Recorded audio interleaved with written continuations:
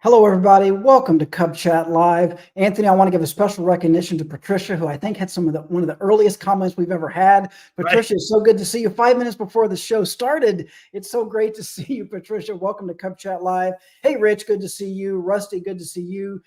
D Dunk, good to see you as well. Anthony, how are you today, sir? I'm doing great. How are you, Aaron?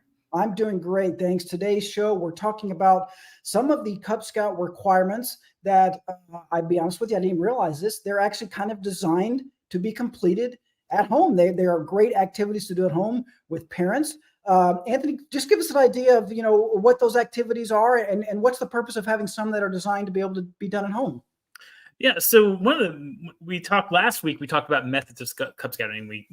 And in this episode, we're talking about one of the methods of Cub Scouting is family involvement. And so when we were doing the research behind the program updates, we did a deep dive into this. We asked parents and leaders about what kind of activities and events how do they deliver some of these adventures? And what came back was there are some adventures and activities that they don't do in a den. They really they kind of give it as an at-home assignment. And so we leaned into that. And so we did, when we looked at creating some of the required adventures and the requirements for those, we wanted to make sure it was something that really was engaging and involving for the family. So the reason why we have them is because it's a method of Cub Scouting, is family involvement. And not all the requirements are like this, but some of them are. One thing that we've learned over the years, Anthony, is that families are looking for things to do together. They're looking for Right. ideas. They're looking for activities. These requirements are great. Not only are they fun, cool, engaging to do with your kids and with parents, you can also check off some requirements while you're at it. So it kind of takes care of both of those things. Let's dive into the details, Anthony. What are some of the specific requirements that we're talking about that are designed to be completed at home? Yeah, so we'll start off with Bobcat, because Bobcat is supposed to be the first. It's designed, and when we say that, we want to make sure we don't, people don't go a little overboard. It's designed to be the first required adventure that you do as a den, and most of that is because, and we've had Cub Chat lives about this in the past. It's because you're building a sense of team, get to know each other, members of the den, and so that those are kind of good things to do on the get go. But since it is one of the first required adventures, one of the requirements of that adventure is to complete the activities that are in the How to Protect Your Children from Child Abuse, a parent's guide, that booklet that is part of every Cub Scout handbook. And we've got some feedback from folks that say, well, these things are repetitive. We did this last year. Well, that's by design. It's really important to have some of these conversations, especially those activities that are in that booklet, to be done every year, right? So it may not be as long of a conversation as the first time you've had that. But for example, one of the activities is to talk to your child about developing a list of 5 trusted adults, right? Now, that list could change from year to year, right? You would expect that list of 5 trusted adults may change from the time that they're a lion to the time that they're a 4th grade Weeblo. So having that conversation, again, once you have that first initial conversation, it may not be as long, or the activity may not take as long. It might just be more of a review. Repetition is good especially when we're talking about the safety of our children. It's really good to make sure that conversation is continual and it's open, and it's something that is visited at least once a year. It should probably be more if you can, but at least once a year. So that's a good example of one that's very specific in Bobcat. But then we also have the safety adventures, and then we have the family and reverence adventures, right? And family and reverence kind of has it in the name. I think we have a Cub Chat live that we're going to do specifically about family and reverence adventures. So I don't want to do too much of a deep dive in that, but family's in the name, and that's really why we developed that adventure. We got a lot of feedback from folks that said, we believe in reverence. That's a tenet of the Scout law, and we do that, but we really want that to be done at home, and we actually do that at home. And the vast majority of den leaders said, hey, we don't do this as a den meeting. We kind of make it an at-home assignment. So we did lean into that. So you see the requirements very focused on family conversations. The safety adventures that are part of all the required adventures too, those are important conversations and important activities for parents to be doing, or legal guardians to be doing with Cub Scouts as well. So just like that first example in Bobcat we talked about, these are also, some of them are repetitive, and we know that, and that's okay, right? We want to keep kids safe, and kind of that first time you do it may take a little bit longer. The second time you do it, you may not have to take as long. It might be a little bit more of a refresher. Yeah, I certainly don't claim to be an expert, Anthony, myself in protecting children from abuse and things like that. But, the BSA over the last few years has enlisted the help of people who are experts. We've got some of them on our staff. We've got a lot of them on our volunteers. And that's one of the things that comes up. Having regular conversations with your children is critical. And so that's all this is. It's kind of a guide, right? To sort of get that conversation started. Yeah, you do it every year, as you should be doing, right? Yeah, and we do work with, and you're right. I'm not a subject matter expert, right? I certainly would say that we're in the field, right? We're both in the field of keeping kids safe, and we know a lot, probably more than the average person does. However, if you think about it, if you weren't in scouting, right? What age would you do this? At what age would you talk to your kids at this? And what would prompt you to do that, right? And unfortunately, in some cases, it would be after something has already happened, right? And that's very reactive. We're trying to be very proactive in this, and we do work with experts in this field that kind of let us know, hey, this is the right time to talk about this subject to your children, and here's a good way to do it. And here's a preferred method of doing that. So, for example, the protect yourself rules that are part of the safety adventures, that is something that we branded with the Barbara Sinatra Children's Foundation. They are like world-renowned experts when it comes to this topic, and especially a topic that you try when we're talking about child abuse, right? That's such a heavy topic. How do we present this to first and second graders where it's not using a fear tactic, but rather we're empowering them, right? And so that they can feel confident in knowing what to do, how to spot it, those types of things that we're empowering kids to do in Cub Scouting. It's hard, right? And it's much more effective when you're empowering them than when you're using some kind of scare tactic. And the way I look at it, Anthony, just like going camping, just like going fishing, just like going for a walk, just like doing community service, these are things that are helpful and healthy for children and families, right? These are just what families, this is what we know make families stronger and kids healthier and become stronger, healthier leaders as adults. I've got a few more shout outs real quick. Aaron from Pack 3130 in Greenville, Michigan, Minnesota. I'm so bad with my Mississippi. I'm so bad with my abbreviations. Mississippi's MS, isn't it? What do you think? Michigan? I think it's Michigan. Sorry, Aaron. I should know this. Let me know. We should Google this. You're right. It's not Mississippi. I think it's Michigan because Minnesota would be MN. Shout out to Justin from Pack 21 in Champaign, Illinois. I know where that is. Douglas from Akron, Ohio. Good to see you. Jenna from Butler, Pennsylvania. Steve, Jay, good to see DJ from right down the road in Irving. All of our good friends are here. John, Emma, good to see you guys. Rob from Prosper right down the road, good to see you as well. Okay, so we're talking today, guys, about Cub Scout requirements that are kind of designed to be done at home with parents and I guess maybe siblings in some cases if that's appropriate. Anthony, how do we know which requirements are designed to be done at home? Well, so some of them are obvious, right? So if it says, have a fire escape plan for where you live, you kind of have to do that at home, right? So those sometimes there's a requirement that it is embedded. It's implied that, that's something that you would do at home.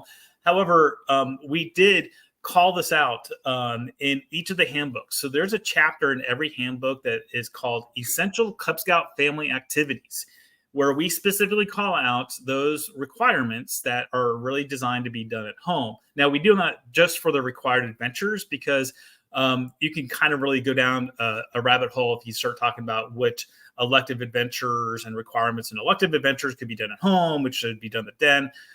So we don't go down that path, but we do call out for the required adventures because we know everyone is going to be doing required adventures.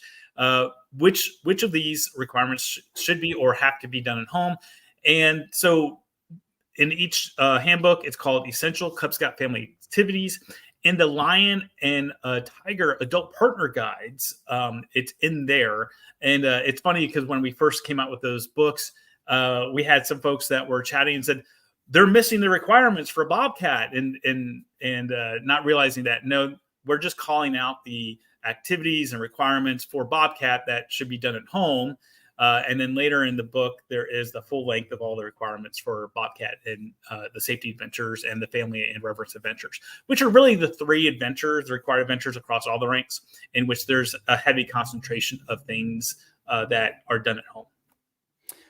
DJ points out that children's understanding of different subjects grow as they mature. A good reason to have these conversations at least once a year, right? Yes. Aaron confirms MI is Michigan. Michigan. Yes, we got it right. I think that's what you said. Yes. Shout out to Scouter Craig from Pack 3256 in Kent, Ohio. I know what that is. Thank you for tuning in, Scouter Craig. We appreciate it. Anthony, so we talk about requirements that are designed to be done at home. Can a Cub Scout do these requirements at a pack meeting? Yeah, absolutely. And so just because, and that's why we use that language, right? Designed to be, right? Bobcat's designed to be the first required adventure. It doesn't have to be, but ideally that's the way we see that progression happening. Can these be done in a den or a pack meeting? Yes, they absolutely can be. But what we do recommend and to get the full impact of it is to have the parents and legal guardians with their kids at that meeting in which you're going to cover that subject, right? So once again, you're going to have this experience of parents who they never even thought about talking to their first grader about this, right? And for some, they don't want to because it's uncomfortable, right? And this is, as a leader in Cub Scouting, you kind of have to coach those parents and let them know, no, first of all, schools are addressing this in their schools. And this is a conversation that you do want to have with your child. And we are presenting it in a way that is not scary. It's in a way that we want to empower your child to know and recognize ways of someone who could be hurting them or have the intention of hurting them. And then if they think something is going wrong, what do? Who do they contact? Because we know people who abuse children, they have to use a shout of secrecy, right? They have to keep that secret, and they have to keep that. And the best way that we empower children is to let them know, no, if you think or feel that someone's doing something that is hurting you or is wrong, tell someone, right? And that breaks that secrecy. And that is one of the most powerful tools that we have to protect our kids, is by empowering them and knowing about these things. So it's very important to have these conversations, and you as a Cub Scout leader have that conversation with those with parents who might be a little unsure or a little uncomfortable about that topic. And overall, so we do survey this, right? We do, as most things, we do look at our data and research, and we want to see how we're doing on certain things. So I will tell you that not 100%, we're never going to have 100% of parents agree that this topic should be covered or they're comfortable with it. But I can tell you that we trend about 90% of our parents want this topic. They do appreciate it. They do value it. They think it's important. And they value the videos of the Protect Yourself rules and the content and how it's being delivered. So yes, you're going to come across that 10%, right? That aren't going to be satisfied with that, aren't going to be happy with that. They're going to try to argue with you, and that's fine. But ultimately, at the end of the day, we don't want to apologize for trying to do what is best to protect our kids and being proactive and not waiting for something to happen and then discuss it. Shout out to Mark, who's coming from Pack 86 and Pack 94 in Atchison, Kansas. KSC, I know that abbreviation, Anthony. Michael has a question, actually. And Michael, believe it or not, we're going to actually pause Michael's question because I want to ask Anthony one more question. But Michael, we're going to get to your question in just a second. Anthony says hello to Aaron, and a shout out to behind the scenes Brian, which is very, very well deserved. Really, really cool to see that. Anthony, you mentioned that some parents might have some concern or some issues. As a matter of fact, there may be some in our comments right now, which is totally fine. Back in my day, when I was a Cub Master, you were a recovering Cub Master as well. I'm curious to get your thoughts on this. The program has evolved over the years, but this handbook was still around, the How to Protect Your Children from Child Abuse. This is something that I often would bring up to my parents in like a parent-only meeting. I'm curious your thoughts on that. Would you recommend, is that a good idea, do you think, for folks to have a discussion with parents only about this topic? Yeah, I absolutely do. And I think that's something that's good. And again, so that we can take a topic that for most can be very uncomfortable, and we can empower parents. Just as we're empowering our Cub Scouts, we can empower parents. And that's a very big difference between having some kind of scare tactic, right? So you could package this with, hey, by the way, here are all the things, or here are the things that we want you or expect you as a parent or a legal guardian to be doing with your Cub Scout while they're at home, right? And it's not just a requirement. It could also be, look, we are a partner with you, right? You want the same thing. We know that parents join or have their kids join Cub Scouting for several reasons, but one of the big reasons is they do want character development. That is something that they value. And so we can very much be a partner in that. And so parents should know, not just leaders, but parents should know the Scout Oath and Scout Law. And then they should be encouraged in a meeting to say, hey, look for ways to reinforce these values so that when you see your child display them, that you can give that positive reinforcement to that behavior. Like when you see your child being friendly to someone, when you see your child being courteous, you know that, and you can directly tie that to, hey, that's great. That is exactly the kind of behavior that a Cub Scout does. I'm very proud of you, proud of the way that you displayed that point in the Scout Law or the Scout Oath. That's huge, right? That is huge when we can take the values of the Scout Oath and Scout Law and bring them in home, and parents are reinforcing that. It's being reinforced in den and pack meetings. That's a huge impact. Shout out to Michael. I can't tell what channel Michael's watching on, but the question that he posted is exactly the next question I'm going to ask. Anthony, if Cub Scouts do these requirements at home, how does a den leader know that they've completed it or checked on it? Michael asks for clarification. Do parents have the ability to check off requirements in Scout Book Plus? Great questions, I think. Anthony, your thoughts? They are great questions. So I will tell you what the philosophy is. Then I cannot speak to the IT part of it exactly, because I believe that these are the mechanics do work, and that's the way that we've asked them to program it. But yes, the short answer is yes. Parents can sign off on any of their Cub Scout adventures or activities, and that has always been, and we believe it should always be. That's because, again, a method of Cub Scouting is family involvement, and not several decades ago. It was funny because the philosophy of the Cub Scout program was that all advancement was done at home. In fact, that den and pack meetings were not supposed to be covering any requirements. In fact, it was all supposed to be done at home. So, this is a shift from that kind of philosophy. We studied packs that were really successful. And what we discovered is that they all have the same thing in common. They all did advancement in den and pack meetings. And so that's why you saw this shift a couple of decades ago of, yeah, absolutely. That's what den meetings and pack meetings should be for. They should be centered around advancement. And then we find ways to incorporate the home into that advancement. And so, yes, absolutely. Parents can sign off on that. You should have the ability to do that in Scout Book if your parents are connected to their Cub Scout and Scout Book or the Scouting app. You can check off on that, and then that way the den leader can know that that was something that was done at home. It could be as simple as just sending a text message to the den leader. Hey, by the way, sorry, we either missed this meeting, or I chose to watch these videos at home with my child. The Protect Yourself Rules videos, for example, we watched them together as a family, or I wanted to watch it with them and have that conversation as a family, or not in a den situation. Whatever their rationale is fine. That's great. But once a parent has said that their child has completed a requirement for any of the adventures, that's it, right? This is where we see some chat on Facebook, and there's nothing good comes of a den leader or a master, right?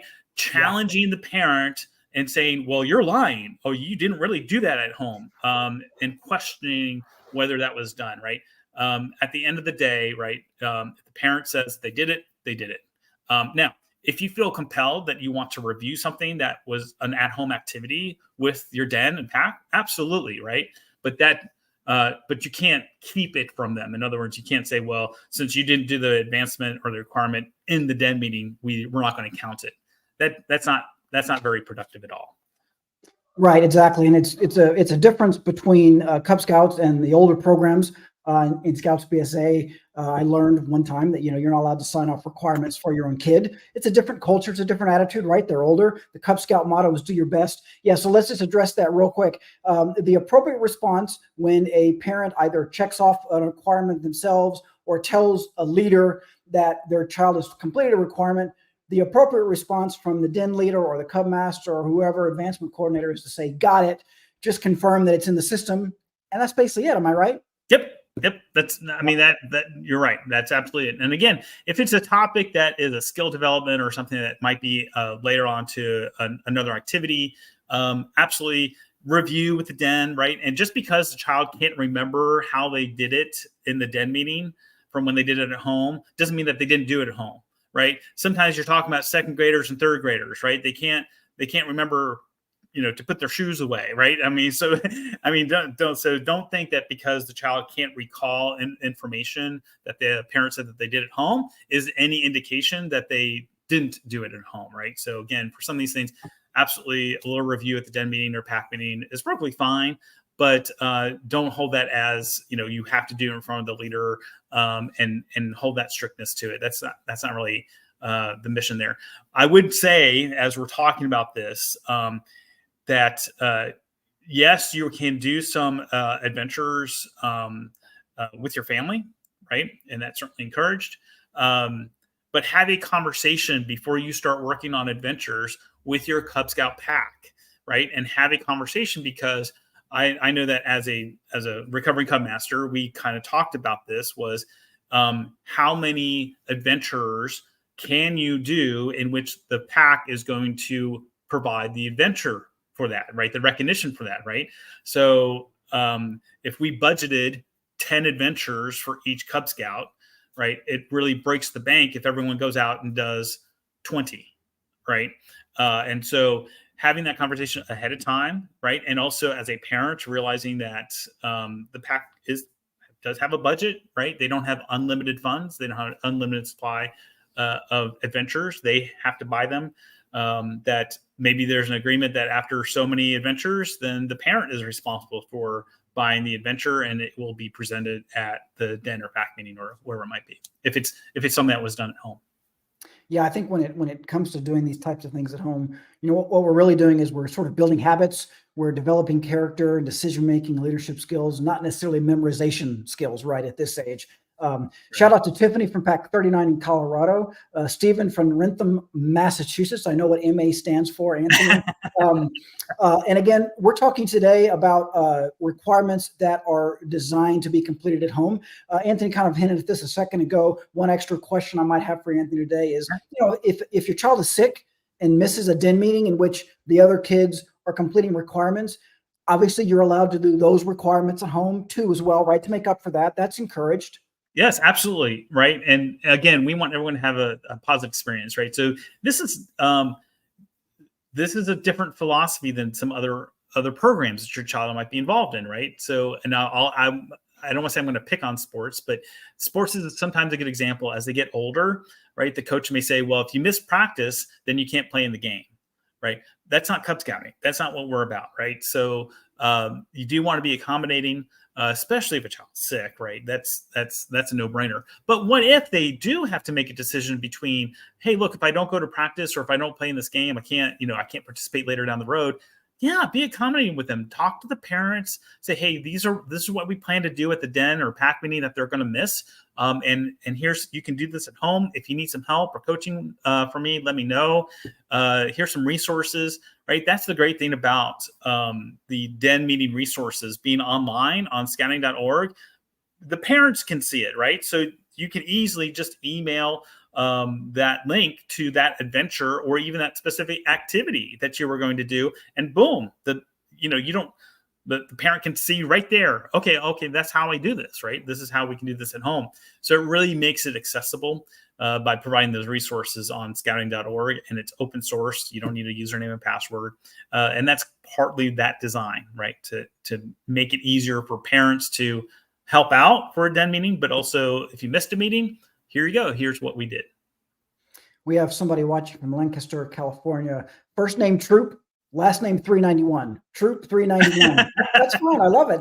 Welcome, Troop. We're glad to have you watching here. What a coincidence. So Yeah, exactly. It's amazing, right? And Anthony, you kind of hinted at this, but if you're at home and you're looking for something to do with your child on a weekend or random weeknight, certainly you can look into some of the Cub Scout requirements or electives or whatever they are. Maybe a good idea to check with your den leader, right? A den leader and Cub master to see what they have planned, because you might end up repeating something, which wouldn't be the end of the world, right? Right. When I was a den leader, I never came up with a plan at the last minute. I, of course, always never would I ever years do that. Years out. Exactly, when my child was born, I already had my den meetings. Already had them all worked out for the entire year.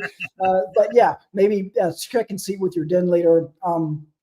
We have one question here, Kim. This is a little bit off topic, Anthony. We might not have the answer here, but you mentioned the online den leader resources. Kim is asking about visuals and images of the projects. Any plans to add visuals and images to the online den leader resource, Anthony? Yeah, we are. We're in that process again. We're kind of building this as we go, and we see this as a project that will never be complete. It'll just be continually just improved as we roll it out. We want to make sure we have the minimum resources needed. So you'll find that if there's a worksheet or like a crossword puzzle or something like that, those are there as a resource. We don't have the photos and of all the projects yet. We're looking at probably doing a campaign by the end of this year, again, because this is the first year that we did it. So that we're looking for that kind of crowdsourcing information. You'll probably see us do a campaign or announcement looking for those things probably in the spring of next year is when we're kind of looking at doing something like that, where we're constantly improving and providing those resources. So yeah, because we're a big believer in video and visual aids and tools, because seeing the picture of a completed project is worth like 10 pages of instructions, as you probably well know, right? Yep.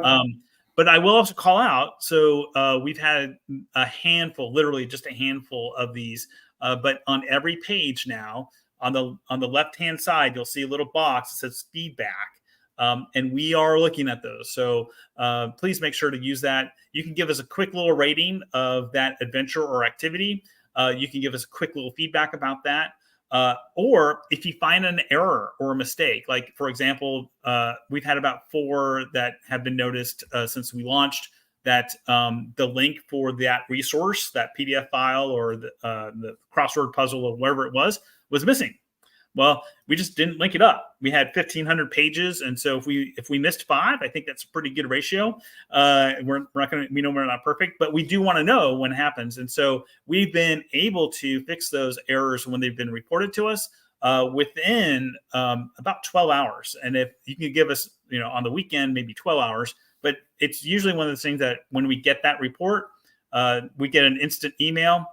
We kind of stop what we're doing. We go there, we fix it, and then we post it. So you can see that we're trying to be as quick and responsive as we can when we do find those errors. And then lastly, on that same thing, is if you want to provide more detailed feedback about your experience with an adventure, we'd love to hear that too. If you got ideas of different activities you did to complete the adventure or a requirement, I should say, we'd love to hear that too. So there's a more lengthy survey that is part of that feedback loop as well. So there's really 3 ways to give us that feedback, right? Real quick, happy face, sad face, middle face. You can tell us, hey, there's something wrong here. There's an error here, or you can give us a little bit more detail of your experience. And we use all of that to help make sure that the program is continuously being improved. Awesome. D-Dunk, who's watching on YouTube, says he's off to the bus stop. Thank you for your work and the great discussion. Thank you for watching, D-Dunk. Have a safe ride to wherever it is that you're going. Anthony, this has been a great discussion. Want to remind everybody that Cub Scout Live is a podcast now. That's right. We're a podcast. You can listen on Spotify, iTunes, wherever you like to get your podcasts from. Anthony, any closing thoughts before we let you go on Cub Scout requirements that can be completed at home? No, not on that topic, but I will say that, hey, we love it when you tag people in the comments, someone that after you see this, that needs to hear this or needs to see this. We get lots of views after we're live. And so, and that is partly because of you, your viewer. If you're watching this right now, even if you're watching it recorded, don't be shy, tag a friend, tag people in your pack. so that they can watch this episode. If this is something that you're dealing with in your pack right now, or a conversation that you want your pack leadership to have, make sure to tag them in this post, so in that way we can expand our coverage and get more people getting what I like to say the maximum benefit out of our program. Yeah, it was really cool. A few months ago, Anthony listed like safe, verified places you can go to get information about Cub Scouts. And this is one of them. You can go here, tag your friends. I agree. Rob just did it. Rob just tagged some of his friends. Thank you, Rob. Appreciate that. And before we go, quick shout out to Pack 140 from Elk City, Oklahoma. Troop 391 says so far they love the changes. Thank you, Troop 391. We appreciate that. As usual, Anthony, an excellent discussion. We hope everyone enjoyed the show. Once we're done here, this video will still be here, so don't stop tagging friends just because we stopped talking. You can continue doing that. Great job, Anthony. Great job to all of you watching from home. Enjoy the weekend. Anthony, you enjoy your weekend especially. You too. We'll happy November. Yeah, happy November. Bye, everybody. Bye. Thanks for tuning in today. Be sure to catch next week's episode. Same time, same place. And let us know how we're doing at go.scoutingmagazine.org/rate-cubchat. We love feedback and ideas for new episodes. And you can visit blog.scoutingmagazine.org/cubchatlive for all our past video episodes. You can see us live. Except it's recorded, but it was live. Okay, see you next week.